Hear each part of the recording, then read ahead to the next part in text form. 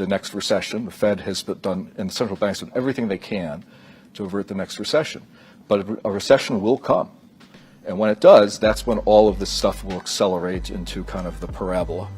And that's why you should be playing defense right now, just like you should have been in 2006. You were early. With the mainstream media screaming that a recession is imminent, let's have a look at how things could potentially pan out over the coming years and where we currently stand.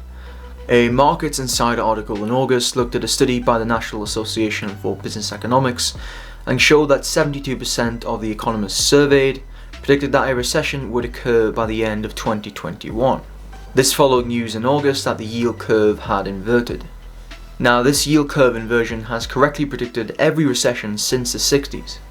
So, are the economists correct? Let's paint a picture.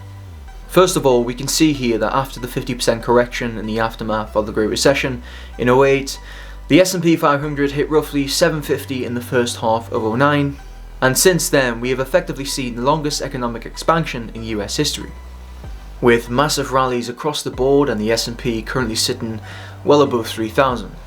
Now, this is because we've had real economic growth and the stock market is representing that real world abundance. And record corporate debt, currently sitting around $10 trillion, has been used by companies to invest in the real world economy. Just kidding. So what has actually happened since 2008? Since 2008, in response to the crisis that was the Great Recession, the Fed has printed money. A lot of money. This is known as quantitative easing. In total, give or take $3 trillion has been printed since 2008. A couple of years back in 2017, the Fed started to unwind its balance sheet, known as quantitative tightening.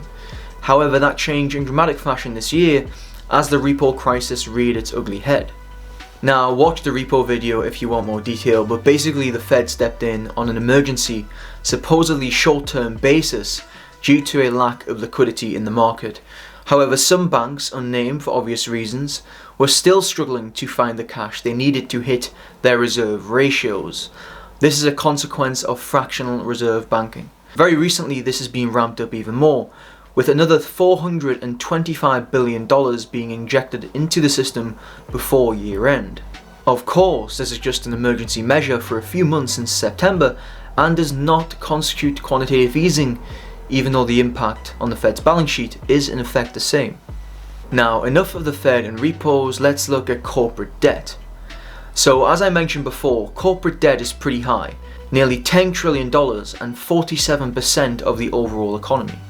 Some say that companies are using this record level of corporate debt to continue to finance the cash on their balance sheet necessary for stock buybacks, and not using this debt to invest in the real world economy. Hence, the vast amounts of cash corporations have had on their balance sheets has been holding up equity markets, with the main demand for equities over the last decade coming from corporate stock buybacks. So, in essence, companies are using extra cash on their balance sheets to buy their shares and keep them propped up, while at the same time there has recently been year record insider selling.